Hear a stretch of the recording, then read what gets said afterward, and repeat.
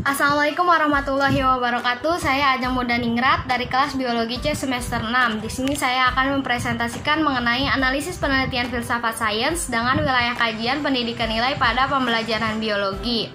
Di mana di sini saya akan dengan singkat mempresentasikannya. Untuk versi lengkapnya teman-teman bisa membacanya di PowerPoint dan juga makalah yang akan saya sharekan di Google Classroom. Oke, di sini yang pertama ada latar belakang penelitian. Langsung saja, yang pertama ini analisis jurnal mengenai pengaruh pengembangan LKS biologi berbasis masalah untuk meningkatkan kemampuan pemecahan masalah dan karakter peduli lingkungan pada siswa. Di sini ada latar belakang penelitian di mana kurikulum 2013 memfokuskan pada kemampuan pemecahan masalah pada siswa untuk melatih siswa memecahkan masalah dalam kehidupan sehari-hari. Selanjutnya, kondisi lingkungan Indonesia banyak mengalami kerusakan oleh faktor manusia. Hal ini pentingnya penanaman karakter peduli lingkungan pada siswa di sekolah. Oleh karena itu, guna mengembangkan kemampuan pemecahan masalah dan juga karakter peduli lingkungan pada siswa, maka diperlukan adanya LKS yang dapat sebagai penuntun kegiatan 5M untuk meningkatkan kemampuan pemecahan masalah pada siswa, dan juga untuk mengembangkan karakter diperlukan adanya LKS yang dapat mencerminkan wilayah tempat siswa itu tinggal sehingga pembelajaran menjadi lebih bermakna.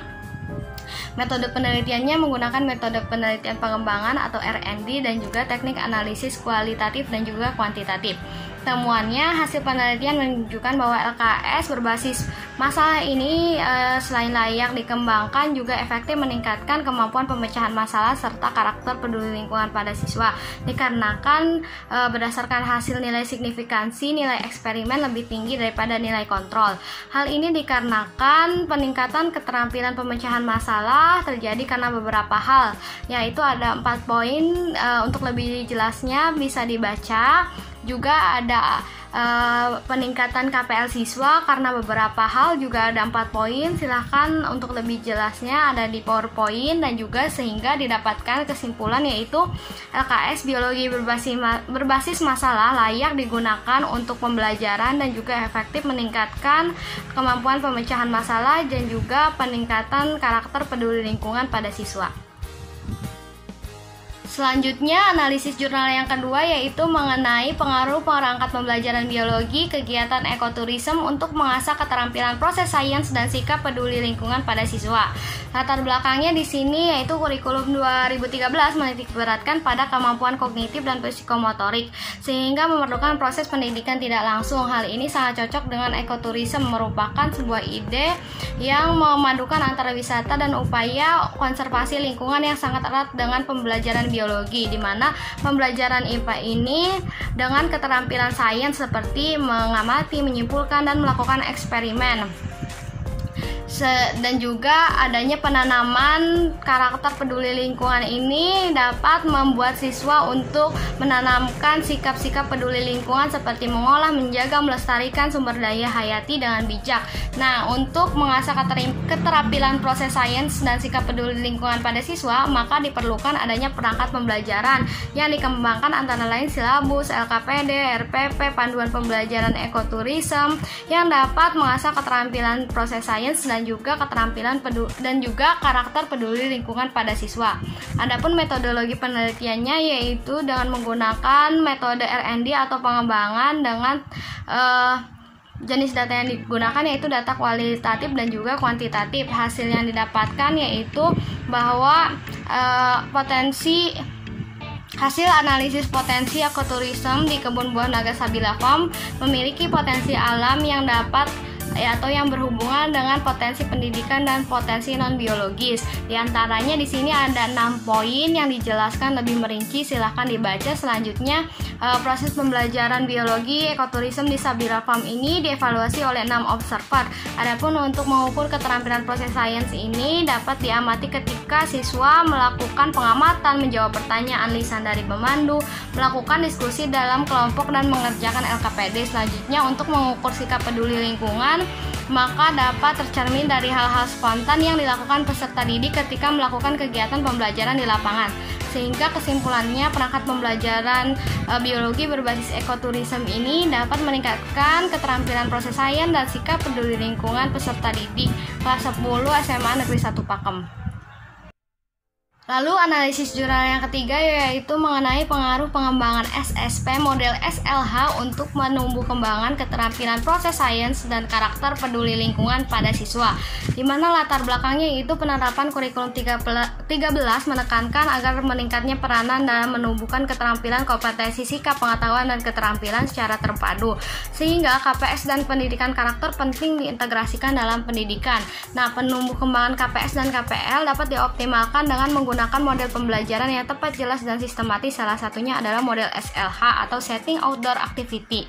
Nah, untuk penumbuh kembangkan keterampilan proses sains dan karakter peduli lingkungan pada siswa, maka diperlukan adanya perangkat pembelajaran berbasis model Susan Locke Horsley Setting Outdoor Activity yang terdiri dari silabus, RPP, handout, LKPD, THB, dan instrumen penilaian yang dapat menumbuh kembangkan keterampilan proses sains dan juga karakter peduli lingkungan pada siswa. Adapun metodologi penelitiannya ini menggunakan penelitian pengembangan atau R&D, juga pengolahan data dilakukan secara dengan analisis deskriptif kuantitatif. Adapun temuannya yaitu respon validator terhadap perangkat pembelajaran seperti silabus, RPP, handout, LKPD, THB, instrumen penilaian berbasis model SLH berdasarkan komponennya yaitu kelayakan isi, tampilan, manfaat, dengan dinilai oleh ahli materi, ahli pembelajaran, praktisi, teman sejawat, dinilai termasuk ke dalam kategori sangat baik. Nah, hal ini dikarenakan model SLH yang digunakan pada penelitian menggunakan sintak pembelajaran berbasis inquiry sehingga lebih efektif dalam penumbuh kembangan KPS siswa. Nah, keefektifan perangkat pembelajaran juga dilihat dari hasil ketercapaian penumbuh kembangan karakter peduli lingkungan. Model SLH dinilai dapat memberikan pengalaman belajar real pada peserta didik sehingga potensi penumbuh kembangan KPL menjadi lebih efektif. Nah, kesimpulannya perangkat pembelajaran berbasis model SLH Setting Outdoor Activity ini termasuk ke dalam kriteria efektif dalam penumbuh kembangan keterampilan proses sains dan karakter peduli lingkungan pada siswa. Oke, selanjutnya yaitu mengenai environmental pedagogy of care, emotion, relationship, and experience in higher education ethnic learning. Di mana latar belakangnya ialah terdapat beasiswa terbaru dalam filsafat dan lingkungan hidup untuk mengembangkan hubungan alam dengan manusia, di mana siswa membutuhkan kesempatan untuk mengeksplorasi hubungan mereka dengan alam secara eksperiensial. Dibutuhkan lebih dari sekedar teori pemahaman, namun dengan pemahaman emosional dan intelektual, dan diperlukannya pengintegrasian pembelajaran berbasis eksperiensial ke dalam kurikulum humaniora lingkungan, di mana dibutuhkan juga pendidik yang memiliki penguasaan pedagogik sehingga dapat mencapai tujuan.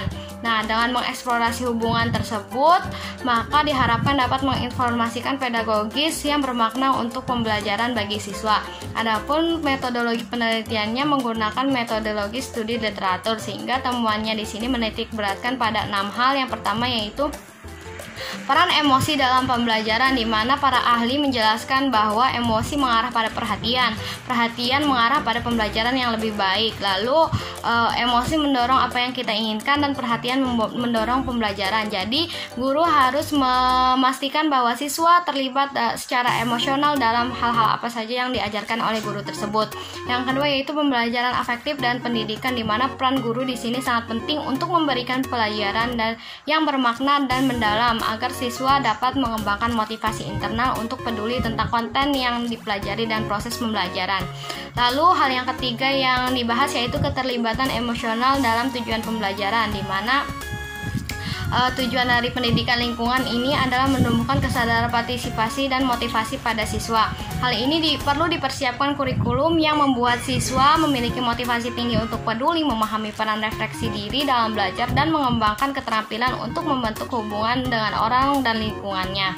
Lalu yang keempat ini mengenai etika kepedulian dalam lingkungan pembelajaran, di mana dalam menerapkan hal ini perlu adanya hubungan siswa dengan siswa, guru dengan siswa, siswa dengan pembelajaran, siswa dengan lingkungan pembelajaran, di mana tujuannya adalah sebagai pedoman moralitas di dalam kelas sebagai jembatan ke dunia luar sekolah, di mana mengarahkan siswa kepada hal-hal yang benar, di mana beasiswa ini menawarkan strategi menumbuhkan etika di lingkungan belajar dan juga dapat memberikan pengalaman belajar yang berbasis menjaga lingkungan kepada siswa.